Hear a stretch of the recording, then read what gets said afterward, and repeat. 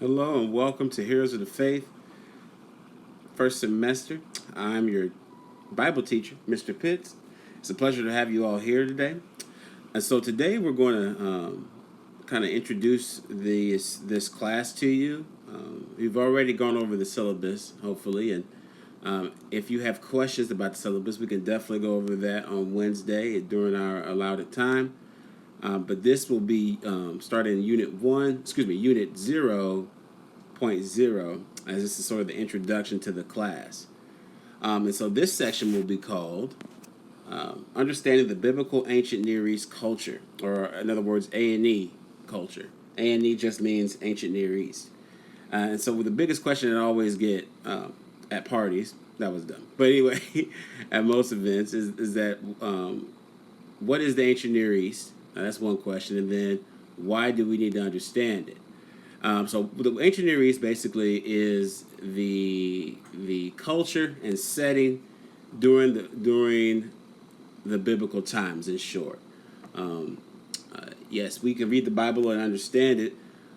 Yes, but the big thing is trying to understand the culture of things in Jesus' time and before Jesus came to earth. And so, to better understand the Bible, I think it's important to the why question of why do we need to understand this, why do we need to study this, is when we're reading the Bible, we have to look at it in a way that it is very much a ancient book. Not to take away that we can't learn from it. We can learn from it most definitely and apply it to our lives today. But the Bible is most importantly a book that is written thousands of years ago, and so there's a whole other culture that was going on there. And so the best way to understand it, even as we approach it, is to look at the background, understand its background. And so that's what we're going to kind of introduce you to today, and kind of help you understand sort of what the ancient Near East is, and why it's important to help us understand the Bible. So let's go ahead and get started. Okay, so the ancient Near East, the A&E. First off, it's the home of early civilization within a region roughly responding to a modern society, Middle East. So, if you were to get on a map and look where most life started, most stuff started in the Fertile Crescent. That would be an area of the Middle East, such as modern day Mesopotamia, Iraq.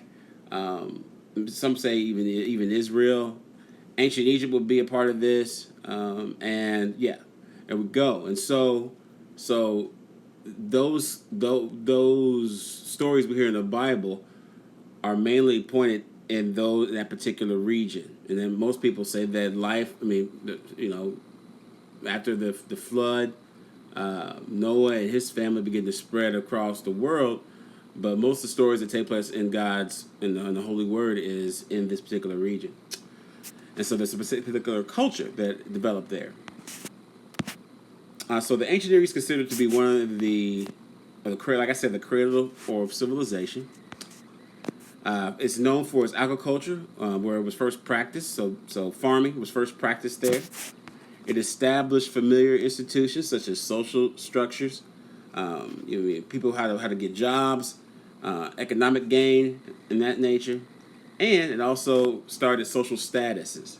So when people started getting money, there were individuals, people started separating themselves in a way. You had the upper, middle, and lower class. Now, that's what we sort of have today. I put those examples in. Back then, it was more so royalty versus who was poor. So it was basically two kind of classes. Those kings and soldiers and things like that. They were seen as royalty or service to the king.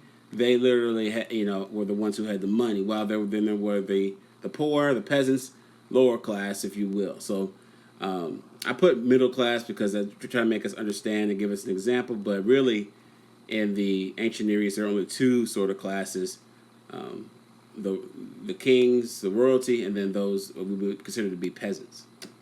Another thing to consider about the cradle of civilization that we get for even today is that it organized government.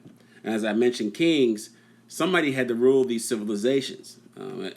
After the flood, Noah and his family began to spread across the world, and multiply, reproduce the world again, and so cities started coming up, empires started growing, and they needed somebody to take leadership. So they appointed kings, they appointed governors, and things like that in order to take over these regions. So that's where we get some of our ideas for our own government from these civilizations. And then it also saw the creation of the first empires, as I said, and religions. And so cities grow, empires grow, and humanity is created by God, and it has the ability to think. And so questions will come up about how things were, such as, how did the sun get there? How did these things get there?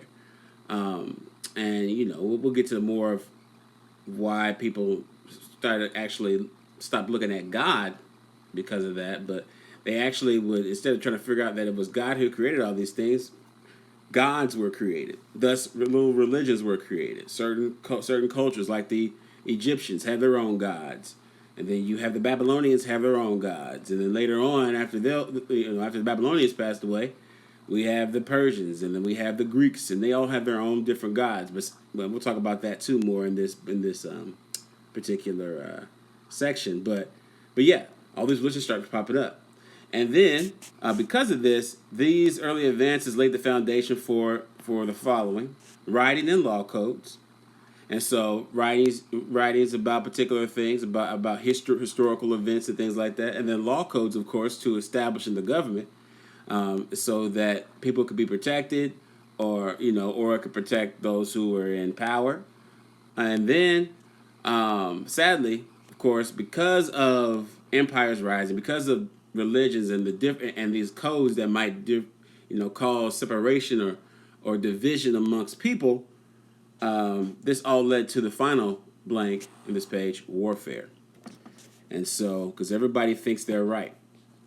Does that sound familiar nowadays? But anyway, yes. So that's the ancient Near East, and this is sort of a brief introduction to that.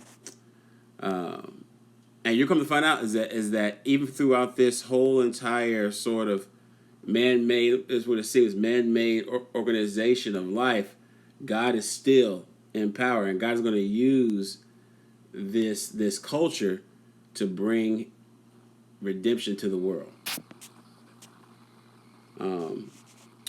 And so, as this picture right here, this is the Tower of Babel, or someone drew this, but the main thing here is that the people at this time, if you know the story, the Tower of Babel, they thought that they could reach God. They thought, they don't need God. They don't need God to do anything. And so they started building this tower to heaven. Now you would scratch your head and say, well, that's not a big deal. Or at least I have in the past when I was younger. I thought, well, isn't that a good thing to try to get to God? They wanted to, get to God on their own. It wasn't so much about them getting to God. It was that they wanted to be as high as God. In other words, we don't need God to do anything. We can build this tower on our own. And God sees this and He says, they are making progress basically, and they can, whatever they do, whatever they put their minds to, they can succeed. So, what happened? He causes the language to scatter, and then they started spreading out.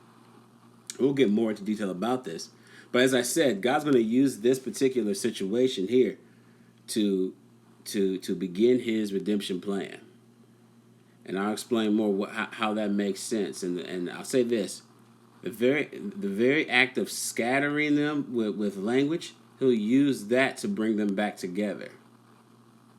The very act of causing different languages that cause them to scatter and go, and spread out across the world, He'll literally use that very, very idea of language to bring them back together. We'll talk about that later on in this particular class. All right, there's a video I want you to watch that kind of better explains the ancient Near East. It's by a man named Dr. Waters. He is a seminarian, he's a doctor of theology, and he'll answer the question for us: is why does it all matter? Why is it important? And I kind of mentioned this before, to you all about why it's important, but again, he goes in more detail about it. So I want you to watch this video. Please take your time and note there are questions that go along with the video. So, and yeah, you may take notes if you want, but there are a few questions that go along with the video as you watch it. And so there we go. Now, and after you finish the video, you're going to answer one question in your notes, and we'll go over it together on Wednesday when we meet on the 19th. The question is, according to the video, why is it important to understand the culture of the ancient Near East? And you can answer this in 2 or 3 sentences, a paragraph, no more than a paragraph. But I just want to talk and clarify and see if you all understand the purpose of the importance of understanding the ancient Near East culture when it comes to understanding the Bible even more. For me, well, I'll talk to you about it, what it does for me later on. I'm kind of keep you in suspense. But again, it is very important that we understand it. Other than that, that concludes our lesson for today. This was lesson 1, slide 1 through 6. Again, thank you for your time and have a great day.